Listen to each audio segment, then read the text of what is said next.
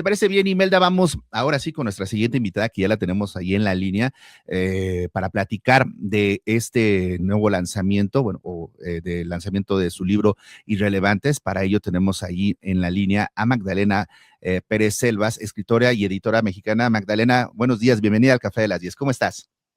Hola, buenos días, Sergio. Buenos días, Imelda. Muy bien, muy contenta de estar Hola. con ustedes y con la audiencia. Platícanos, Magdalena, pues de qué viene este libro, que bueno, creo que es el cuarto, tu cuarto libro.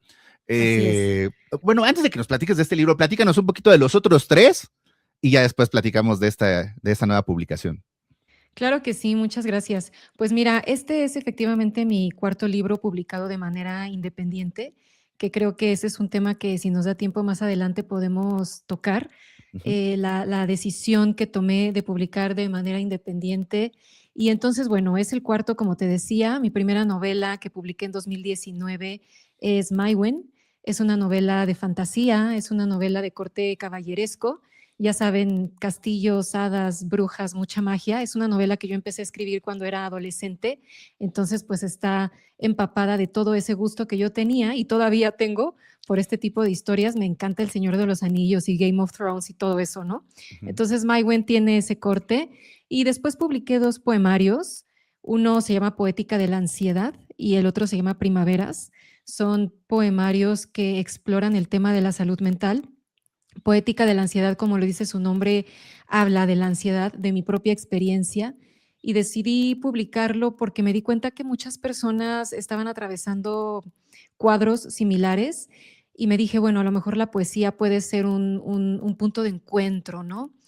Y Primaveras trata el tema, pero del otro lado, el camino de sanación, ¿no? La posibilidad que tenemos de sanar estados mentales ansiosos o cualquier estado mental que esté alejado, digamos, del equilibrio o de la paz, y narra ese camino un poquito que yo recorrí en el tapete de yoga y en la meditación budista.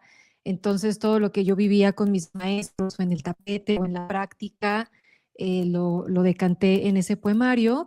Y finalmente, el más reciente libro, que es Irrelevantes, pues es una distopía que aborda el tema, está un poco de fondo, el tema de la inteligencia artificial, los metaversos, una sociedad digitalizada, ya que vive permanentemente conectada, ¿no? Eso está un poco de fondo. En realidad, en la novela vamos siguiendo al personaje principal y su búsqueda de lugar en esa nueva sociedad que, que nos ha alcanzado, ¿no? Porque ya parece, yo decía o digo que es una distopía, pero a la luz del tiempo la empecé a escribir y ahora que la publico, pues muchas cosas que están ahí, que eran dentro del terreno de lo especulativo, de lo literario, ya lo estamos viviendo. Que creo que esto es un poco también lo que la mayoría de gente a lo mejor está viviendo, padeciendo y no se da cuenta, ¿no? O sea, creo que cuando es retratado, cuando es puesto a lo mejor en hoja y en papel, podemos contrastar y darnos cuenta, ¿no? De que el destino nos alcanzó, que la realidad ya cambió, pero solamente cuando lo ves ahí, porque sí, es difícil que reflexionemos acerca de esos temas. Entonces me parece bien interesante esta visión que tienes, ¿no? De este personaje donde a lo mejor pues este pequeño viaje, ¿no? Que realiza tu personaje principal, pues se sumerge a lo mejor en situaciones donde no lo tenía contemplado. Cuéntanos un poquito cómo se desarrolla esta parte de la historia, obviamente sin spoilear ni nada, pero un poquito cómo va haciendo este viaje que realiza tu personaje. Sí, el personaje principal es Ana. Es una mujer, como decía, buscando su lugar en esta sociedad digitalizada, pero digitalizada en serio. La novela, como decía, toca terrenos de lo ficcional, entonces explora una sociedad que vive ya conectada a metaversos, a un metaverso de metaversos que los ha, digamos, absorbido todos, a los que simplemente en la novela le llamamos el sistema. Y usan metalentes, ¿no? O sea, pupilentes y un auricular para estar conectados permanentemente, que como decía, ahorita ya vemos como ya hay mucho boom de los lentes de Meta que está haciendo con Ray-Ban, ¿no? Ujú. Ahorita ya están allá afuera, ya hay hasta denuncias de las mujeres que se sienten acosadas por estas grabaciones que se están haciendo sin permiso. Bueno, eso ya está en la novela, nada más que aquí, como les decía, son pupilentes, hay un auricular. Entonces ella como que se conecta y se desconecta, está preguntándose, ¿no? Como les decía, su lugar. Es una novela existencialoide porque nos lleva por esas preguntas de decir quién soy en una sociedad, ella dice, llena de computadoras y de análisis de datos, ¿no? O sea, ¿qué queda de la humanidad en esa sociedad? ¿Quién soy yo? Mi perfil que se ve en línea o este ser de carne y hueso que cuando me desconecto estoy sola porque todo mundo está en los metaversos. Entonces el camino, como dices tú, el viaje de Ana va por ahí. Ella se queda sin trabajo, es desplazada por la inteligencia artificial, entonces también está como preguntándose, pues, ¿qué hacer, no? O sea, ¿qué hago ahora con mi tiempo libre? Deambula por la ciudad, una ciudad hipervigilada porque hay cámaras por todos lados, cosa que también, por ejemplo, ya estamos viviendo. Y se encuentra con un personaje en un bar del que se va a acompañar, que ese personaje también se está haciendo esas mismas preguntas. Entonces, para ella es como hay alguien allá afuera, vivo, ¿no? Con quien empieza a hacer este viaje, pero creo que lo interesante, y se los dejo a los lectores, pues es descubrir más avanzada la novela quién es ese personaje que se llama Echo, quién es, ¿no? Y el autodescubrimiento que va a ir haciendo Ana, pero no nada más Ana, sino nosotros, ¿no? Como lectores, Ujú. Claro. Imelda. como humanos. Ujú.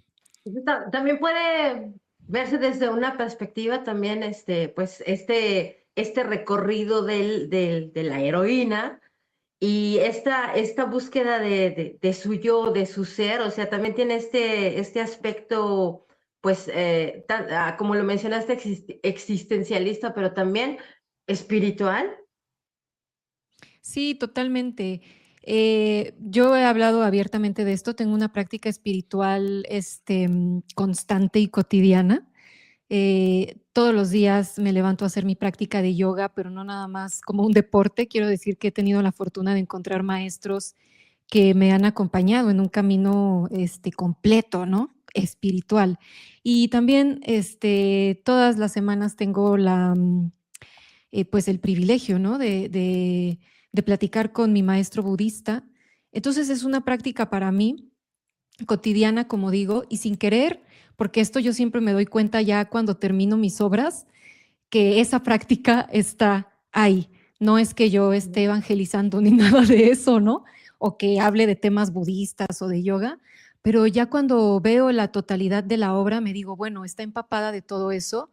Y el personaje, aunque creo que lejos de la práctica espiritual que tengamos, pues como les decía, son preguntas que nos hacemos todos y más ahora en donde hay este cambio civilizatorio, porque realmente pienso que es eso, la llegada de la digitalización, para ponerlo en términos generales, nos va a cambiar la forma de relacionarnos, nos está cambiando la forma de relacionarnos, de trabajar. Entonces, ese cuestionamiento sobre la identidad, pues como les decía, creo que lo empezamos a, pues no a padecer, porque a lo mejor sí se padece un poco, pero lo empezamos a vivir todos. Pero sin duda van a encontrar muchas cosas de esta práctica mía, como por ejemplo hay una frase que dice, ahora resulta que la mente es la prisión del cuerpo. La, las religiones judeocristianas, que son de las que estamos más empapados en Occidente, nos dicen al revés, ¿no? Como que el cuerpo es la prisión de nuestro espíritu y no sé qué. Y entonces este tipo de preguntarlo, de verlo, digamos, al revés, tiene que ver con eso. O sea, tenemos un cuerpo milagroso y perfecto con el que vivimos esta realidad, pero la mente, ¿no? Los autoengaños de la mente a veces nos separan. Entonces eso, por ejemplo, está ahí y creo que sí es una visión muy de Oriente. Oye, Magdalena, y creo que esto permite entonces a lo mejor tener un público que pueda ser abierto, pero que tenga a lo mejor una respuesta distinta de acuerdo a su contexto y edad que tenga, ¿no? Porque a lo mejor esto puede aplicar, ser un buen texto para algún adolescente, pero también a lo mejor a alguna persona de 30, 40 o 50 años, ¿no? O sea, creo que lo puede vivir de manera distinta.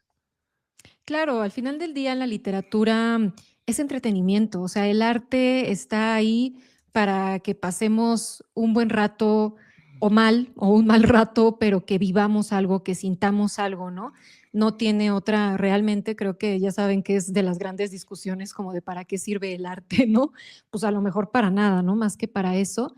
Entonces, pues sí, lo principal es que hay una historia en la que se van a entretener, en la que se van a ver reflejados, porque como decía, ya hay muchas situaciones que nos alcanzaron, ¿no? Ujú. Entonces, está ahí ese primer nivel de lectura, ir descubriendo a los personajes, es una novela que no es lineal, se mueve en el terreno de la mente de Ana y como son los pensamientos, a veces están en el futuro, a veces en el presente, a veces en el pasado, a veces es racional, a veces es emocional, a veces es real, a veces no. Entonces no es una novela lineal, entonces los lectores también van a poder, creo que entretenerse con ese ir tomando notas, viendo en dónde estamos. A mí me gusta leer ese tipo de libros, ¿no? En donde de repente el autor me descoloca, pero como les decía, está esa historia, está ese nivel de lectura como para ir descubriendo en qué nivel de conciencia del personaje estamos. Y está todas las preguntas que nos podemos hacer a nivel político, social, metafísico, filosófico, espiritual, como decía Imelda, para lectores que ya más allá del simple entretenimiento, pues también ya se clavan en la textura, ¿no? Oye, Magdalena, para ir cerrando la conversación, cuéntanos un poquito esto que mencionabas al principio, en donde decides publicar de manera independiente, donde también me imagino está esta parte de trabajo como editora. Cuéntanos un poquito de esta faceta y cómo llegaste, ¿no? A este punto. Claro. Bueno, las grandes editoriales, los grandes sellos, quiero decir, adolecen de precarizar el trabajo de los autores. Y conforme yo voy conociendo colegas y me van contando sus historias, me sorprende de verdad que, así se los digo, simple y llanamente no pagan, ¿no? O dan regalías del 5 o 6%, o no dan nada, o pagan con ejemplares y te dan 10 ejemplares de tirajes que ellos hacen de miles. Entonces empiezan a convertirse en estos como grandes monopolios muy capitalistas, son enormes, son muy ricos y el autor está totalmente desdibujado. Entonces es así que yo decido publicar de manera independiente. Como digo, a veces es un camino cuesta arriba porque de por sí, ¿no? Hay que forjar terreno en la lectura, en la literatura. Y entonces cuando caminamos de manera independiente, pues todavía más. Pero me parece que es una apuesta interesante, dignifica el trabajo de los autores, de las autoras, y también edito con mi propio sello, Pupila Dilatada, que es con el que yo publico, también edito a otros autores bajo este mismo esquema, que ellos se queden con sus derechos, que ellos se queden con sus ganancias. El trabajo que hacen conmigo es sobre el texto, sobre el libro, la edición, la maquetación, todo eso, pero el producto, la obra, es de ellos o de ellas, ¿no? Ujú. Entonces, pues es ese el modelo que, como digo, es cuesta arriba, pero vale la pena, creo que vale la pena la apuesta.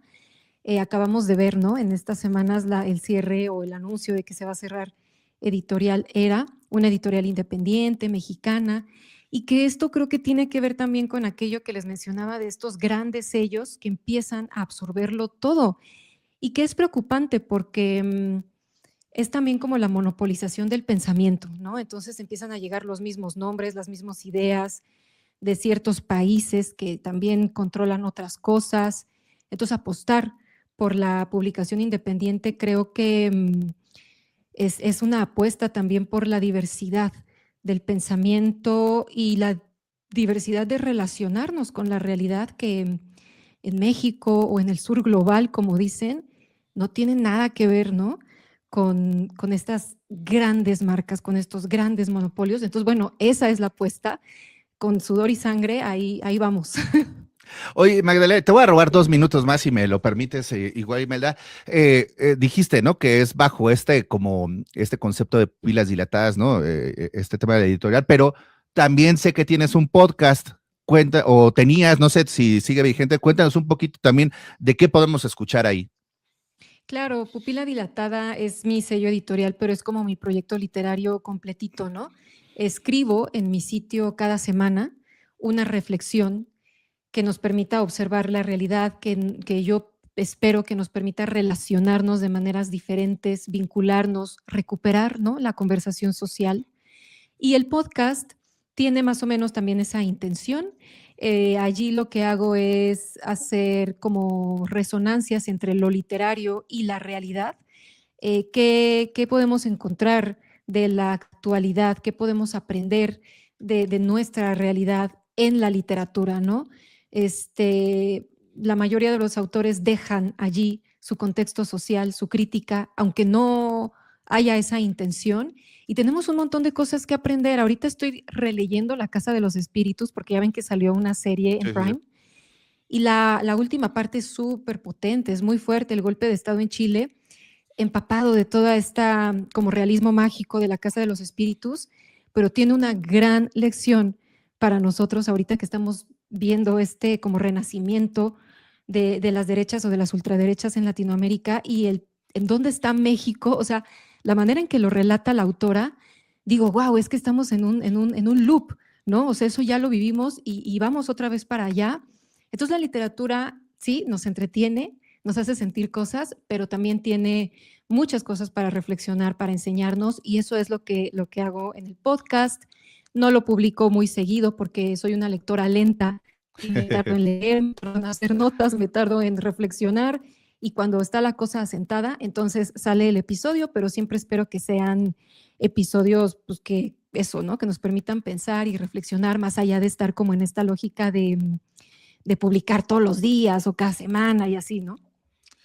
Fíjate qué interesante esto porque, pues, como se dice, hoy ya es medio trillado, pero la verdad es que no lo aplicamos, ¿no? Cuando no conoces tu historia estás condenado a repetirla y creo que, por ejemplo, este punto en particular es en lo que sí nos ayuda el tema de la lectura, ¿no? O sea, sí puedes estar enterado de las noticias y seguir a todos los portales, etcétera, pero cuando le rascas un poquito hacia atrás, pues ves que estas películas ya ocurrieron, ¿no? Y entonces a veces celebramos de manera eufórica algo, ¿no? El derrocamiento, la caída o la llegada de, pero habría que ver la película completa. Yo siempre digo 3 pasitos atrás para ver más grande, ¿no? La imagen y ver en dónde estamos empapados. Magdalena, pues ha sido un gusto platicar contigo. ¿Cómo podemos encontrarte en redes sociales? Y por acá, Bejos Bejos, allá en Wisconsin, nos pregunta cómo o dónde puede comprar el libro. Claro, muchas gracias. Bueno, como les decía, soy autora independiente, entonces el libro lo vendo yo, lo vendo en las ferias del libro, en las presentaciones que hago, de las cuales les voy contando en mis redes. Sobre todo uso Instagram, @soy Magdalena. Y escríbanme, mándenme un mensajito. Si nos podemos encontrar en ferias, en presentaciones, pues ahí está a la venta del libro, o bien se los mando, ¿no? O sea, ustedes nada más me mandan la dirección de envío y se los mando, y así ha sido la trinchera durante estos 6, 7 años de publicación. No es, como les decía, no es tan fácil porque no estamos en todas las librerías, no estamos, ¿no? Como con estos grandes centros de distribución, pero bueno, yo agradezco mucho a los lectores que entren conmigo en esta lógica, me escriben, les mando el libro, cuando les llega, pues me escriben que ya lo recibieron. Y para mí lo más importante también es dialogar con los lectores. Entonces esto también me ha permitido, porque pues estoy en contacto prácticamente con todos, ¿no? Porque me escriben para pedir el libro, así que pues allí nos podemos encontrar por lo pronto de manera virtual. Pues te agradecemos muchísimo el tiempo, Magdalena, para platicarnos un poquito de tu vida y de estos proyectos. Ojalá no sea la última vez que platicamos contigo. Por ahí te acabo de dejar un mensajito en nuestro chat aquí interno. Agradecerte por el tiempo, desearte el mayor de los éxitos y ojalá podamos hablar pronto. No, muchas gracias a ustedes por el espacio, que son súper importantes para nosotros, los autores independientes. Entonces, muchas gracias. Y sí, será un gusto seguir dialogando contigo, Sergio, con Imelda, con la audiencia. Muchas gracias. Te mandamos un fuerte abrazo a la distancia. Cuídate mucho. Hasta pronto. Adiós.